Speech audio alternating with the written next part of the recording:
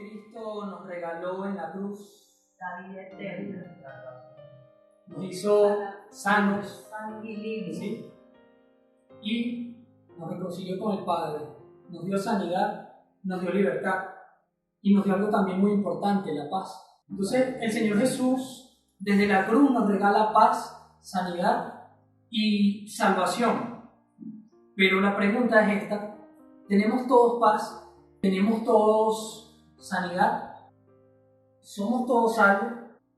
Vamos un momento a Colosenses 3, del 5 al 8. Dice la palabra del Señor: haced morir pues lo terrenal en vosotros, fornicación, impureza, pasiones desordenadas, malos deseos y avaricia, que es idolatría, cosas por las cuales la ira de Dios viene sobre los hijos de desobediencia, y las cuales vosotros también anduvisteis en otro tiempo cuando vivíais en ellas. Pero ahora dejad también vosotros todas estas cosas: ira, enojo, malicia, blasfemia, palabras deshonestas de vuestra boca. Esta carta pues fue escrita a pueblo cristiano, y pues los cristianos de la época, el apóstol Pablo les exhortaba y les decía que buscaran las cosas de arriba, las cosas del cielo y las cosas de Cristo, que se pudiesen apartar de las cosas terrenales. Romanos 7, 22 al 23, leo, dice: porque según el hombre interior me deleito en la ley de Dios, pero veo otra ley en mis miembros que se rebela contra la ley de mi mente, que era la ley de Dios, y que me lleva cautivo a la ley del pecado que está en mis miembros. A veces nosotros en nuestra vida nos vemos que somos recurrentes en alguna falla, en algún pecado, en alguna obra de la carne, y muchas veces, por no decirles que siempre, se puede significar que estamos en un cautiverio. O somos víctimas de una cautividad en un área de nuestras vidas. Pero el Señor inclina su oído al clamor de sus hijos. El clamor nos hace libres de esa cautividad. Algunas veces, pues somos esclavos de la ira. Hay personas que no saben dominar la ira, que no saben controlar la ira, y cantamos "somos libres", pero nuestro espíritu, nuestra alma de verdad, somos libres en Cristo. Fuimos traspasados totalmente del reino de las tinieblas al reino de la luz. Entonces, aparte de eso, hay personas que somos esclavos del temor. Todo nos da miedo, no emprendemos nada, no comenzamos nada porque nos da miedo. De la mentira, hay personas que todavía, pues en Cristo, y quizás no aquí, pero personas de 20 años conociendo a Cristo y todavía son esclavos de la mentira. De la angustia, de la ansiedad, de la depresión, de la lascivia, de la avaricia. Tengo pero quiero más. Y tengo todo en Cristo. En Cristo no me falta nada, pero siempre quiero más. Podemos ser también esclavos o cautivos por la fornicación, por la pornografía, de la aceptación incluso por parte de los demás. Pues no hacemos nada, no hacemos lo que Dios nos llamó a hacer porque estamos pensando que va a decir la otra persona. Y pasan años, años y años y no terminamos de ser libres. Podemos ser también esclavos de pasiones sexuales, de maldicencia, de enfermedades hereditarias, enfermedades que vemos, no, es que yo tengo esto porque mi abuelito tenía diabetes, mi papá tenía diabetes, yo tengo diabetes, mi hijo ya le estoy comprando la medicina porque seguro va a tener diabetes. Y esos son regiones de cautividad a donde el enemigo nos ha mantenido. Pero por desconocimiento nos salimos. No basta con venir aquí el domingo a cantar, a escuchar una predicación y ya me fui a mi casa. No, porque en el futuro, como dice la palabra, cuando venga la persecución contra la iglesia y no nos podamos ni siquiera reunir aquí, ¿cómo vamos a hacer? ¿Cómo vamos a hacer para llegar espiritualmente fortalecidos el domingo si nos quitan el servicio del miércoles? No podemos desmayar. O sea, tenemos que mantenernos. Nosotros no dependemos de lo que se da aquí un domingo. Nosotros, nuestro sustento, la fuente es Cristo. Y no podemos depender. Imagínense que aquí, pues, yo digo ahorita, nos vamos a la casa, terminó la predicación. No podemos sentirnos vacíos. O sea, esto más bien tiene que alimentarme, que nutrirme de lo que yo traigo de mi casa, de pasar tiempo en la presencia de Dios. Y como les comentaba, pues son áreas de nuestra vida que no han sido entregadas a Cristo. Cristo es la luz. Cristo puede entrar a la sala, pero si yo no le abro la puerta de la oficina, la puerta del baño, Él no pasa. Y pues tenemos que reconocer e identificar que hay áreas de nuestra vida a donde Cristo no le hemos dado el acceso. Cada uno sabe, yo sé cuáles son las mías, y el Señor ha tratado, por eso como ha tratado conmigo, pues en algunas, no todas, ahora es que me falta, el Señor pues se ha placido traernos esto esta mañana. Y cuando la luz del Señor penetra realmente en nosotros, toda tiniebla se disipa. Aquí pues digamos, hay oscuridad hasta que prendemos la luz. O sea, yo no voy a pelear contra la oscuridad, te reprendo, vete. No, yo dejo que entre la luz y la oscuridad se disipa. Nuestra alma muchas veces, nuestras emociones, son como digamos esa presa fácil para el enemigo. ¿Sí? Nos cautiva emocionalmente. Y hay áreas que son dominadas por Satanás en las emociones de los creyentes. ¿Sí? No es posible que yo 24 horas, 365 días al año esté deprimido, o esté triste, o esté angustiado. Si no sé lo que va a pasar, si no lo puedes solucionar, ¿por qué te angustia? Si pudieras, ok, chévere, y sin embargo, sí puedes, pero si no puedes, ¿por qué te angustia? Y pues hay varias cosas. Yo anotaba por aquí, hay mucha gente y le doy ejemplos de cómo se manifiesta, ¿no? Cuando la persona es esclavo de la ira, cuando le pasa algo y en vez de quedarse callado, como dice la palabra, como cordero llevado al matadero, se cayó la boca, no dijo nada. O como dice Pablo, ¿por qué no soportan el agravio que le hace el otro hermano? Entonces nos salimos, nos defendemos y le decimos más al otro. Eso es un reflejo de que en nosotros hay ira. Y la frase clásica es, yo soy cristiano pero no soy bobo. Hay ira dentro de la persona. Si vemos que hay una persona con falta de confianza, o si vemos en nosotros falta de confianza en Cristo, hay temor. Estamos siendo esclavos del temor. El Señor todas las veces que se aparecía a los discípulos, no teman. Y obviamente se asustaban. ¿Es un fantasma? No teman.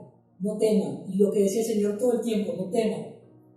Muchas veces nos damos cuenta que somos esclavos de la amargura porque todos tienen la culpa de lo que me pasa. Todo el mundo. Es impresionante. Tiene la culpa si habla, si no habla. Tiene la culpa si dice, si no dice.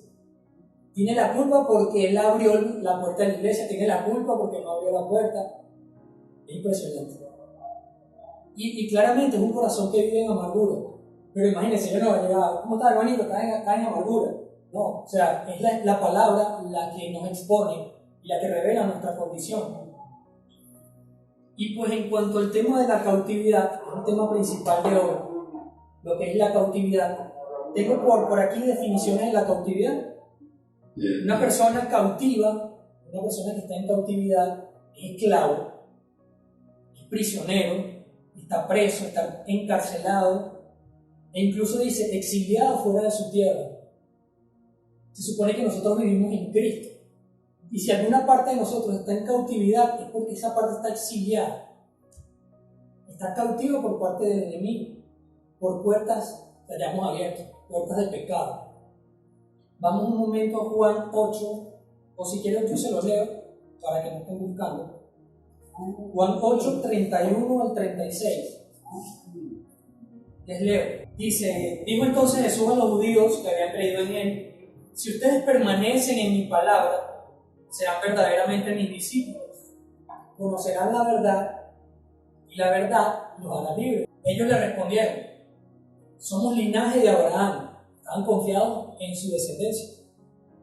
Y dicen, jamás hemos sido esclavos de nadie, ¿cómo dices tú que seremos libres?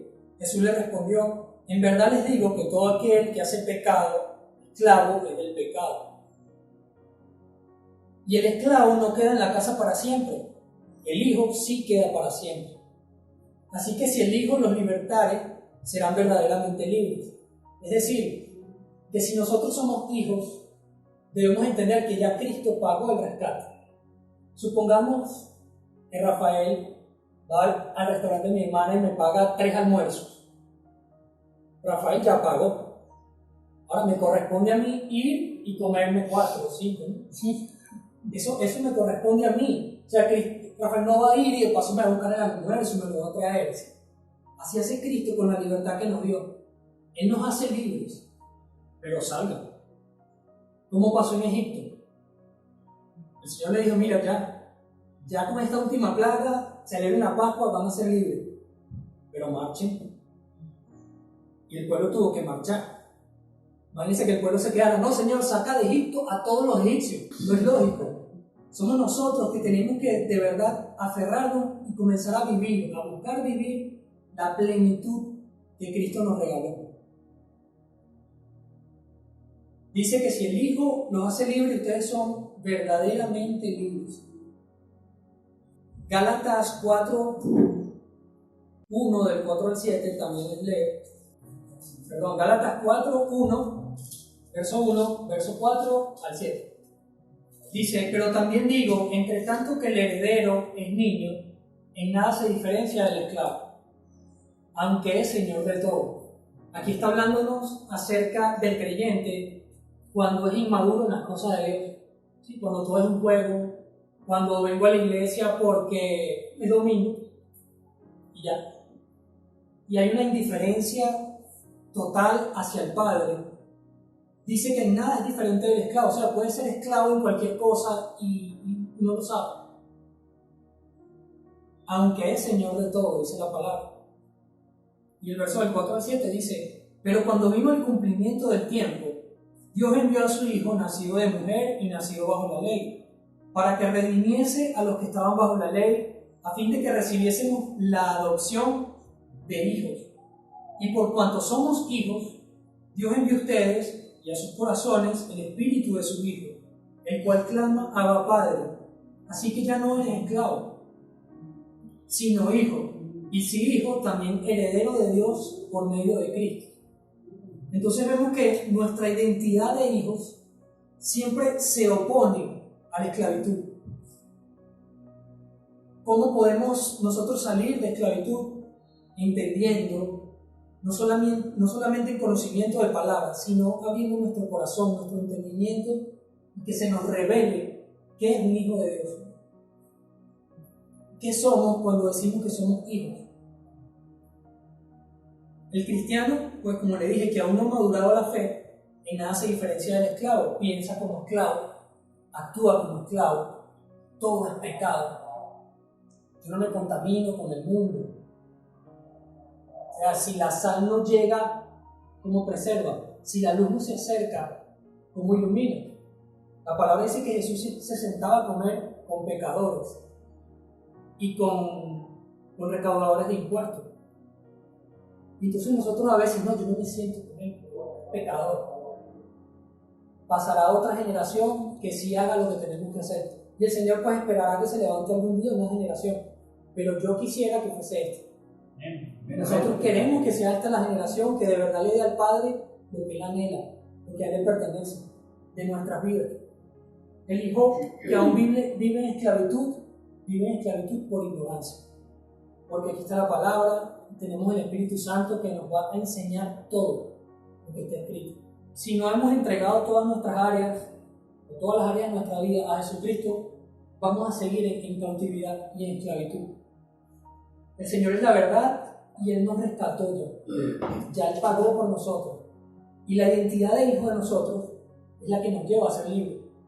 Cuando nosotros aprendemos y diferenciamos entre un esclavo y un libre, entre lo que éramos antes y lo que somos ahora en Cristo, entre lo que no le agrada a Dios y lo que sí le agrada, es cuando nosotros comenzamos a ser libres.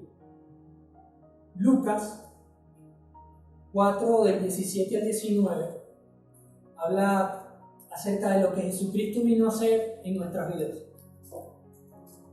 Ya sabemos pues que hay áreas que podemos estar cautivos sin saberlo, ¿sí? Y es una de las estrategias del enemigo, ¿sí? Antes de leer Lucas, pues el enemigo constantemente trata de oprimir a la persona. Trata de que como estás en esclavitud, seas recurrente en un pecado, en una falta, y entonces te acusa, hasta que te apartas del Señor. Hasta que dices, no, es que yo no soy digno, aquí nadie es digno. Vamos a sacarnos eso de la cabeza. Aquí nadie es digno de ser hijo de Dios. Y menos yo de estar aquí llevando la palabra. Pero el Señor en su gracia y su misericordia, Él simplemente nos tomó de lo más inmundo y nos levantó. Entonces no te creas que eres más pecador. Yo aquí puedo decir, yo soy más pecador que todo. ¿Y qué pasa? El Señor está tratando constantemente, día a día con nosotros. Entonces no nos creamos esa mentira de Satanás, que yo no soy digno. Lucas 4, del 17 al 19, dice: el Señor se le dio el libro del profeta Isaías, y habiendo abierto el libro, halló el lugar donde estaba escrito: el Espíritu del Señor está sobre mí, por cuanto me ha ungido para dar buenas noticias a los pobres. ¿Cuál es la buena noticia que reciben los pobres? Los pobres de espíritu, los que reconocemos que sin Cristo estamos mal, que sin Cristo estamos perdidos. La buena noticia es que Cristo murió por nosotros. Y a eso vino Jesús, a dar buenas noticias a nosotros los pobres. Me ha enviado a sanar a los quebrantados de corazón. Corazón quebrantado, un corazón roto en muchas partes. El Señor vino a restaurar esos corazones. Dice que nos ha enviado, que el Señor lo envió, el Padre lo envió para sanar estos corazones. Dice también que vino a pregonar libertad a los cautivos. Todos hemos estado presos espiritualmente hablando. Vamos ahora a abrir nuestro entendimiento espiritual también y darnos cuenta que el Señor nunca fue a una cárcel a sacar gente. Él está hablando de esclavitud y de personas presas, pero en su alma, la cautividad. Dice que Él vino a pregonar libertad a esos cautivos. Dice también que vino a dar vista a los ciegos. Cuando está hablando de vista a los ciegos, quiere decir que las personas que no veían, los fariseos eran ciegos, no veían que Cristo era la salvación.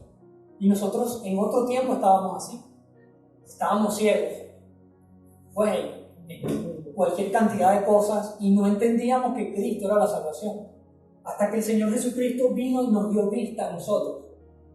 Así el Señor también va a seguir dando vista a los ciegos y a poner en libertad a los oprimidos. Entonces enumeramos sanidad en el alma y el corazón, ¿no? Sanidad, esa sanidad viene cuando el enemigo nos ha llevado a esa cárcel espiritual y nos ha castigado, nos ha hostigado, nos ha creado heridas.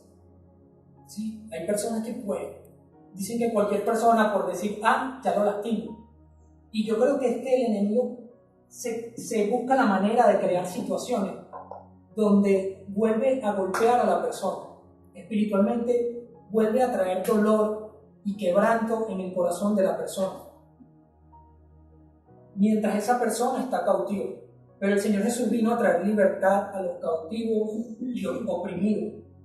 Estuve hablando la semana pasada con mi esposa y el Señor estaba orando era realmente por el ministerio de alabanza, no estaba orando directamente por mí, y el Señor me muestra una visión, se la comparto porque de verdad me impactó y creo que va a ser de ayuda, de bendición para muchos.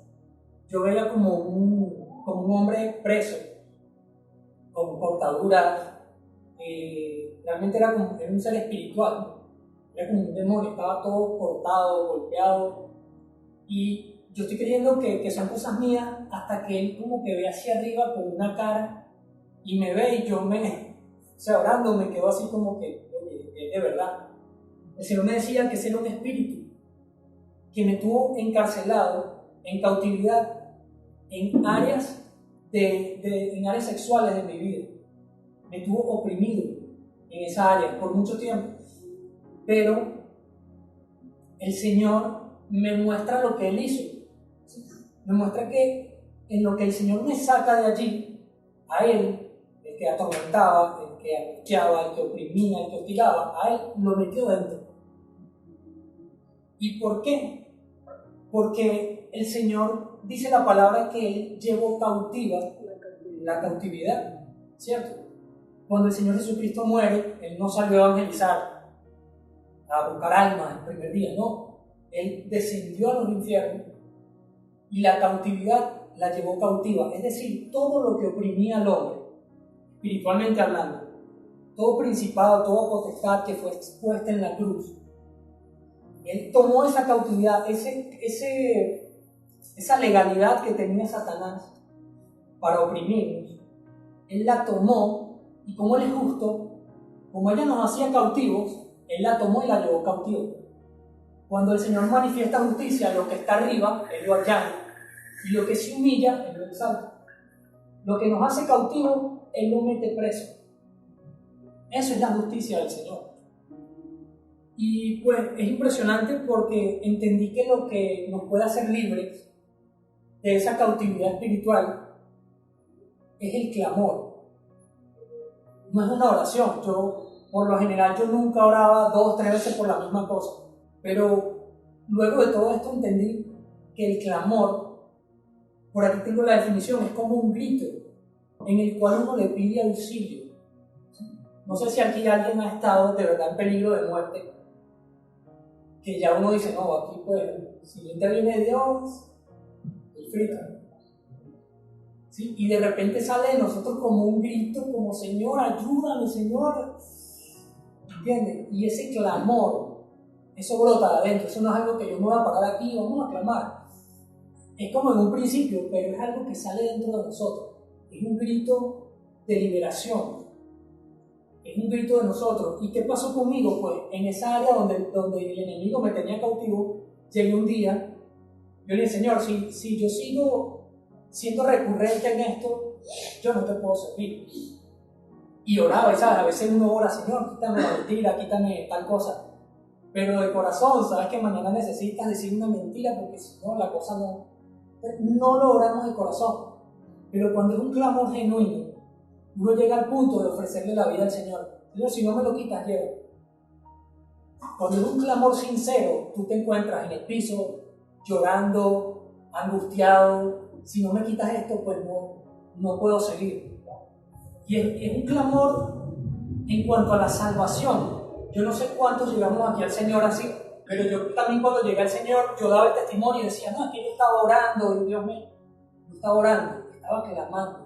Estaba llorando tirado en el piso, pidiéndole que por favor me salvara, que me rescatara, que me quitara ese vacío. Y ese clamor al momento produce liberación. Y la idea es que todos en casa, a partir de hoy, porque aquí podemos clamar, pero no es lo mismo cuando lo hacemos en intimidad delante del Señor. O sea, es una cosa tan pura, tan real, que sale dentro de ti. Y hay ejemplos en la palabra. Por ejemplo, el endemoniado de Gadareno. El Señor llegó. De hecho, cuando iba, se levantó la tormenta y todo el tema. O sea, el enemigo tratando de que Jesús no llegara. Y cuando Jesús llega, el endemoniado, a pesar de tener legiones de demonios dentro, él se pudo arrodillar. Dice, vino a su encuentro un hombre con un espíritu inmundo. No dice que lo trajeron los demonios, que lo tenían dándose golpes. El que fue el hombre. Él pudo ir delante de Jesús y arrodillarse. Y si él lo pudo hacer, nosotros también lo podemos hacer. Y él clamó, y en lo que él clama, el Señor lo saca de esa cautividad. Hostigar tiene que ver, imagínense, con acosar, golpear y azotar insistentemente. O sea que si hay un área de mis emociones que todavía está cautiva, tinieblas, eso es terrible. Eso es todo el día. Todo el día el enemigo dándome por cualquier cosa, por cualquier persona, por cualquier cosa que ocurra, el enemigo está allí, insistentemente golpeando, hasta el día que te le lancen el tren. Eso es lo que él quiere. Él no está jugando, él no pierde el tiempo, él quiere quitarte la vida. Y es necesario el clamor para que el Hijo de Dios, el primogénito de toda la creación, nos pueda hacer libres. Pero es anhelándolo con todo el corazón, deseándolo, procurándolo por el anhelo de ser libres para agradar a Dios. O sea, si la motivación es la correcta, el Hijo se manifiesta y te hace libre. Pero es necesario clamar, como le decía, yo antes no oraba por lo mismo más de 3 veces. Pero el clamor es algo insistente, es como una madre cuando el hijo está preso. Tú no le puedes decir a la mamá que no ore, que no lo busque. Y pues he visto casos que la mamá iban a las cárceles a llevarle comida a los hijos y el nené era lo mejor del mundo, era matón, violador, lo que sea, pero el nené era lo mejor del mundo. ¿Sí? Y no, él es un santo, él no hace nada, pero es el corazón de la madre y ella clama y ora y no se cansa de orar, como el testimonio que vimos en la película. O sea, es impresionante cómo sacas tú tanta fuerza para orar por lo mismo todos los días. Tiene que ser un clamor. Y el clamor, al momento, produce libertad. Clamar es diferente a orar. Orar, yo hablo con Dios, Dios me responde. Pero clamar es presentar delante de Dios una necesidad que, Señor, si esto no pasa, pues yo aquí me muero. Pero el clamor es algo de adentro. Es algo que brota, que de verdad es lo que Dios ha estado pidiendo en Venezuela y ahora es que lo entendí.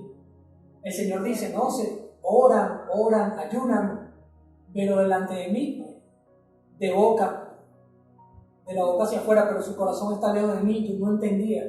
Señor, pero ¿por qué sigue la opresión si hay tantos clamores que se levantan, oración, ayuno? Y es porque el clamor no está siendo sincero en Venezuela. En nosotros los venezolanos el clamor no está siendo sincero del corazón. Y por eso no produce nada. Porque la iglesia en verdad no ha entendido y no se ha humillado como deberían. Porque no hemos entendido que el clamor es de corazón. Es como de las entrañas. Y un verdadero clamor, como les decía, produce liberación. Por acá en Éxodo 3, del 7 al 9, dijo luego Jehová, le dijo a Moisés, bien he visto la aflicción de mi pueblo que está en Egipto, y he oído su clamor a causa de sus exactores, pues he conocido sus angustias. Es decir, que Jesús está atento al clamor de nosotros. Pero ¿y si no clamamos? Pasan 40 años y todavía nosotros presos en Egipto. Dice, he descendido para librarlos de la mano de los egipcios y sacarlos de aquella tierra, a una tierra buena y ancha, a tierra que fluye leche y miel, a los lugares del cananeo, del eteo, del amorreo, del fereceo, del heveo y del jebuseo. El clamor, pues, de los hijos de Israel ha venido delante de mí, y también he visto la opresión con que los egipcios le oprimen. ¿Qué fue lo que llegó a Dios? Fue el clamor. No fue las buenas acciones de los judíos, no fue que hacían, bonitas pirámides, no es lo que ellos hacían, no es que se portaran bien delante de Dios y le obedecieran a Faraón, no. Era el clamor, lo que llega a la presencia de Dios. Y Dios 40 años después, es que dice, ahora escucho el clamor. O sea, no habían clamado, seguían siendo esclavos, porque no habían clamado. Y pues el pueblo obviamente tardó mucho tiempo para clamar. El clamor, como les dije, grito de auxilio o llamar a alguien en busca de ayuda. A veces cuando tenemos una dificultad, clamamos al vecino, le clamamos a un amigo, le clamamos al jefe, a quien sea le clamamos. Pero a Jesús le clamamos de último. Cuando ya el jefe nos da la espalda, cuando el enemigo no está, el amigo no está, entonces ahí nada más queda Jesús y no nos queda de otra. Pero si pudiésemos cambiar eso y colocar de primer lugar a Cristo, todo sería muy fácil. Toda nuestra vida sería más fácil. Necesitamos clamar para que la libertad de Cristo se manifieste en nuestras vidas. El pueblo de Israel fue cautivo muchas veces. Fue cautivo también en Babilonia. Y en Babilonia, pues clamaron así como clamaron en el desierto cuando estaban en Egipto, clamaron en Babilonia. Y en sus casas pueden leer Daniel capítulo 9. Daniel comienza a clamarle a Dios siendo profeta, siendo un hombre de oración 3 veces al día, habiendo sido lanzado al foso de los leones, y los leones no hallaron nada injusto en él, no se lo comieron. O sea, es algo tremendo.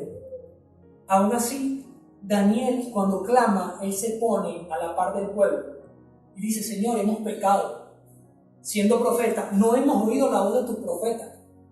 Hablando de Jeremías. O sea, la humillación de ese hombre en ese capítulo te deja sin palabras.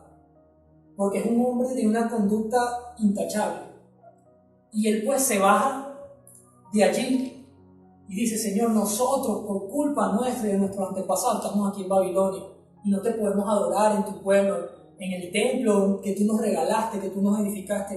Y comienza a clamar, pero él entiende algo: Dios es mi justicia. El nombre de Daniel significa Dios es mi justicia. Y por eso es que él clamaba. Y no le clamaba a Nabucodonosor, rey de Babilonia. Él podría decirle a Nabucodonosor: Rey, acompáñame, vamos a libertar al pueblo. Y Babilonia los liberó. Babilonia tenía mucho poder militar, pero él no fue a Babilonia. Él no recurrió a Nabucodonosor, él recurrió a Jehová, que es su justicia. El pueblo de Israel fue cautivo en Babilonia luego de la destrucción del templo. Daniel clama con un corazón humillado en medio de la cautividad. Pero ¿por qué se llevan cautivo a Babilonia? Al pueblo, ¿por qué se lo llevan cautivo? Porque abandonó completamente todos los mandamientos del Señor. Le dieron la espalda a Dios en su prosperidad, cuando Jerusalén pues tenía lo que quería, tenía oro, tenía todo. Los reyes le dieron la espalda a Dios y cayeron en cautividad. Eso nos tiene que poner alerta. Porque cuando nosotros le damos la espalda a Dios, lo más seguro es que caemos en cautividad. La cautividad se manifiesta en nuestra rebelión, en nuestro pecado, en la iniquidad. La iniquidad es algo que está dentro del hombre, está en el espíritu del hombre, pero ahí no la vemos. La iniquidad se manifiesta luego en el alma por medio de la rebelión. Hay uno es rebelde a todas las cosas de Dios. No quiero, no me gusta, porque tengo que hacerlo. ¿Y acaso Dios me va a obligar? Y empezamos a ser rebeldes contra Dios, pero ese es el alma del hombre que está cautivo. ¿Y cómo se termina manifestando esa rebelión? En el pecado. Finalmente es lo que aflora, es lo que da el fruto, es lo que todos ven. Pero el pecado tiene una raíz, y si no cortamos el pecado de raíz, no estamos haciendo nada. Supongamos que el pecado, pues lucho con un pecado 1 año, 2 años, 3 años. Llega un momento que uno dice: Señor, yo soy demasiado falso. Yo me regreso a lo que hacía antes. Pedro lo hizo. Pedro negó al Señor y se fue a pescar. Y abandonó ministerio, abandonó todo y se fue a pescar nuevamente. Y muchos cristianos que están apartados del Señor se van por eso. Dicen: no, yo soy muy pecador. Entendemos que alejándonos de Dios no hacemos nada. Tenemos que acercarnos a Él. Si estamos enfermos, nos acercamos enfermos a Él y Él nos sana. Pero como les comentaba, la iniquidad está dentro y da fruto como el pecado. Entonces imagínense pelear tantos años contra el pecado, no superarlo, porque obviamente entonces si no lo atacamos de adentro, no se supera, y nos apartamos. ¿Es la voluntad de Dios? No es la voluntad de Dios. Pero es una estrategia del enemigo y por mucho tiempo le ha funcionado. Entonces no caigamos en eso. ¿Sí? Luchemos, clamemos al Señor. Hay 2 cosas: clamar al Señor y llenarnos del Espíritu Santo. Eso nos va a hacer libres. ¿Cómo me lleno del Espíritu Santo? Pasando tiempo con el Señor, pasando tiempo en oración, leyendo sus palabras, hablando con Él, aprendiendo a escucharlo. Porque no solamente que yo hable, es poder escuchar al Señor. Cuando pasamos por circunstancias difíciles, como le decía, cuando el hombre, los médicos no pueden hacer nada por nosotros, allí buscamos al Señor. Lo vemos como la única salida y nuestra oración deja de ser una oración común. ¿Sí? Ya se convierte en algo que viene dentro de nosotros, como un grito, y es allí cuando el Señor nos puede sacar de esas cárceles espirituales. Pues cuando me ocurrió, pues yo me sentía totalmente diferente. O sea, como que algo había cambiado, algo había pasado en mí. Y entendí que no es más que esto, que el clamor produjo una liberación. Y aún así, entonces debemos orar, ayunar, decirle: Señor, ahora quiero que me muestres otra área donde yo pueda estar cautivo, donde no haya permitido que tu luz penetrase en mi vida. Y el Señor te muestra, por la palabra, por su espíritu, como sea, Él te lo va a revelar. Y entonces oramos por eso y clamamos por eso y vamos siendo libres de toda atadura, de toda cautividad, de toda cárcel espiritual. Porque, como le decía, la clave es la identidad como hijo. ¿Sí? Saber lo que dice allí en la misión de la iglesia, que el Hijo vino a libertarnos. Es lo que Él anhela. No le podemos servir con eficiencia. Yo no puedo salir a decirle a alguien: mira, no mientas, cuando soy un mentiroso. Eso nos va a frenar, pero cuando somos libres, nada te va a detener. Y vas a poder establecer el reino de Dios en la tierra. Se va a poder manifestar a través de ti ese reino. Y las personas en ti van a ver la luz y van a ser libres también. Porque ciertamente la palabra de Isaías, que el Espíritu de Dios está sobre mí por cuanto me ha ungido, se cumple en Cristo. Pero cuando nosotros somos libres, opera esa palabra en nosotros y también podemos llevar a las demás personas a la luz de Cristo. Podemos decirle a los presos: salgan de las tinieblas, y ellos salen en el nombre de Jesucristo. Cuando entendemos que somos hijos, todo lo demás sobra. Cuando tú entiendes que eres hijo de Dios, o sea, ya ni tu propio pecado te atormenta. O sea, una cosa que tienes una relación con tu padre y sabes que tu padre está tratando contigo y simplemente dice: bueno, Señor, perdóname, fallé, pero voy hacia adelante. O sea, no me quedo en el piso, me levanto y sigo contigo. Y esa identidad de hijo nos ayuda a seguir avanzando en el propósito eterno. No necesitamos iras, contiendas, angustias cuando entendemos que somos hijos. Yo no necesito pelear con alguien porque yo sé que soy hijo. Yo no necesito pelear para ser aceptado porque mi papá me aceptó. ¿Sí? Entonces, la libertad es integral, es en todas las áreas de nuestra vida. Ya, como le dije, sea iniquidad, sea rebelión, sea pecado, cuando clamamos a Dios, Dios nos hace libre y rompe toda ligadura de muerte. Salmo 18, del 3 al 6, dice: invocaré a Jehová, quien es digno de ser alabado, y seré salvo de mis enemigos. Me rodearon ligaduras de muerte, y torrentes de perversidad me atemorizaron. Las ligaduras del Seol me rodearon y me tendieron lazos de muerte. Imagínense la situación en la que estaba David.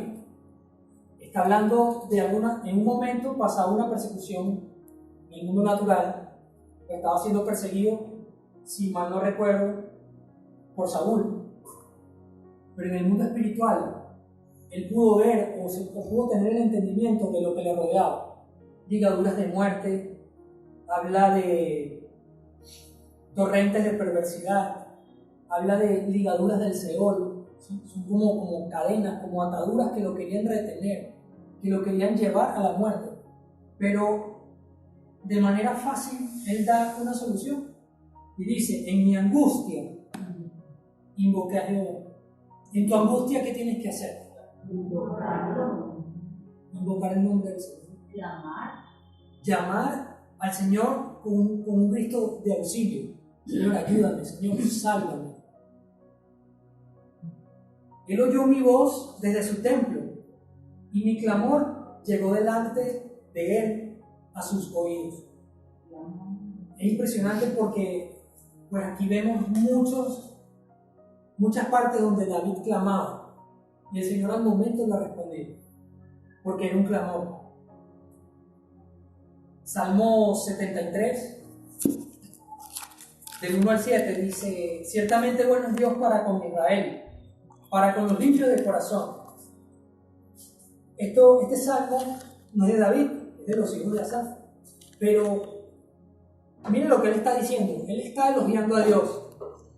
Y después se sabe lo que realmente está en su corazón. Bueno es Dios para con Israel, para con todos los limpios de corazón. En cuanto a mí, casi se deslizaron mis pies, por poco resbalaron mis pasos. Y comienza a hablar de lo que hay en él. Porque tuve envidia de los arrogantes, viendo la prosperidad de los impíos. Dice, porque no tienen congojas por su muerte, y su vigor está entero, o sea, no sufren, no les preocupa que se van a morir algún día. Su fuerza, a pesar de que hacen maldad, están como si nada. Y a este hombre le pasó, y eso nos puede pasar a cualquiera. Dicen los hijos de Asaf, pues no pasan trabajo como nosotros, no son azotados como nosotros, pues la soberbia los corona, se cubren vestidos de violencia, los ojos se les saltan de lo gordo que están. O sea, yo aquí veo lo más cómodo ese al día y aquel allá, todo lo que le provoca el demonio, tiene plata, tiene todo. Y dice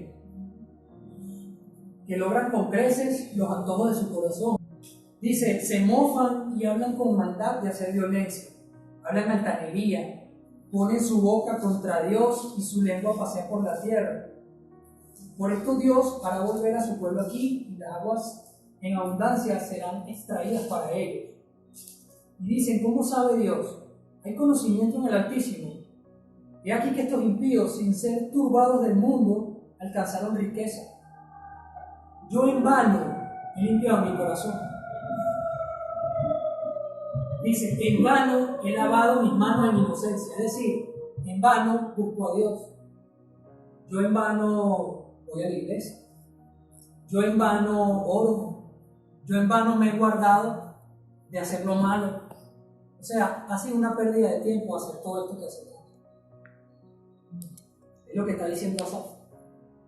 Dice, he sido azotado todo el día y castigado todas las mañanas. Y si dijera yo, bueno, voy a hablar como ellos y voy aquí a la generación de sus hijos, voy a engañarla, no puedo. O sea, voy a tratar de ser como ellos y no puedo. Tú sales de aquí y tratas de serte el malo y de salir, y vamos a robar, y vamos a poder. O sea, el Señor te va a traer por las buenas, por las malas, después que te lleve un carro, después que esté con una enfermedad terminal, un hospital, como sea, pero te va a traer. Y dice, cuando pensé para saber esto, fue duro trabajo para mí, o sea, tratar de entender todo esto para mí, pues me costó. Dice, hasta que entrando en el santuario de Dios, comprendí el fin de ellos. O sea, la persona tiene que entrar en la presencia de Dios para entender, porque Dios hace o permite las cosas. ¿Sí? El fin de ellos, ¿cuál es? Muerte y destrucción. Es lo que Asaf llega a entender. ¿Y cuál es el fin de Asaf? Si se mantiene en integridad a Dios, en devoción a Dios, en búsqueda a Dios, vida eterna. Pero es entrando al santuario de Dios cuando entendemos. Si no entramos, no vamos a entender. Si el pueblo, en tiempos de Moisés, pues los que se quedaron abajo, y no quisieron ir a la presencia de Dios, cuando Moisés descendió, ¿qué estaban haciendo? Adorando becerros de oro, Dios, por no subir a la presencia. Entonces, si no entramos en el secreto, en la intimidad de Dios, nos vamos a ver sin entendimiento, con el entendimiento entenebrecido, lleno de tinieblas. No sabemos para dónde vamos, no sabemos qué quiere hacer Dios con mi vida, no conozco mi propósito y creo que todos afuera están mejor que yo que estoy buscando a Dios. Y es impresionante todo lo que tiene este salmo, porque el salmo sigue más allá y Asaf pues sigue comentando cosas, pero pues el enemigo quería poseer también cautivo a David. ¿Sí? ¿Por qué el enemigo se le presenta a David de tantas formas, en tantas maneras, y trataba de que no fuese rey, de que él no llegase a reinar? O sea, desde que estaba con las ovejas de su padre, osos, leones, o sea. Y lo peor es que el tipo iba y siendo un muchacho y los mataba. Sí, pero el enemigo quería acabar con él. Dios estaba con él. Pero si Dios no estaba con él, hubiese sido el almuerzo del león. O sea, el enemigo quería cortar la vida de David. Y si quería hacer esto con David, ¿cuánto más no con nosotros? ¿Cuánto más el enemigo no va a querer tenernos en cautividad, tenernos en opresión, tenernos en tinieblas, donde no podamos andar en luz, donde no podamos ver realmente lo que Dios tiene preparado para nosotros? Eso es lo que el enemigo quiere. Es decir, que si quería hacer eso con David, ¿cuánto más no lo va a querer hacer contigo y conmigo? La palabra dice que el enemigo anda como león rugiente buscando a quien devorar. Pero gracias al Señor hoy se rompen estructuras mentales producto de la cautividad. Y pues la idea es que nosotros podamos entender que hay un mundo espiritual, entender que hay cosas que nos pasan que pues quizás es porque abrimos nosotros puertas al enemigo, quizás es por pecados de generaciones en generaciones, pero es algo que hoy nos toca solucionar a nosotros y necesitamos clamar, necesitamos pedirle al Espíritu Santo que nos revele quiénes somos nosotros en Cristo. Es allí donde está la libertad, es allí donde está la identidad de hijos y hay libertad en nosotros. Es allí donde el Señor puede seguir obrando y puede seguir dándonos para nosotros avanzar en el reino, establecer su reino. No voy a poder extender el reino si estoy en cautividad. ¿Sí? Si me gusta decir mentiras, yo no puedo ir allá afuera a hacer luz y pretender que cuando yo hable verdad el Espíritu Santo me respalde. No me va a respaldar porque digo mentiras. Si no vivimos en justicia, en integridad, no va a pasar nada cuando clamemos por Medellín, cuando clamemos por Colombia, no va a pasar nada. Necesitamos primero clamar por nosotros, que el Señor nos haga libres de todo lo que nos tiene en opresión, en cautividad, y luego de eso nosotros pues que nos pase por la mente llevar la libertad a otras personas. Pero primero necesitamos nosotros ser libres.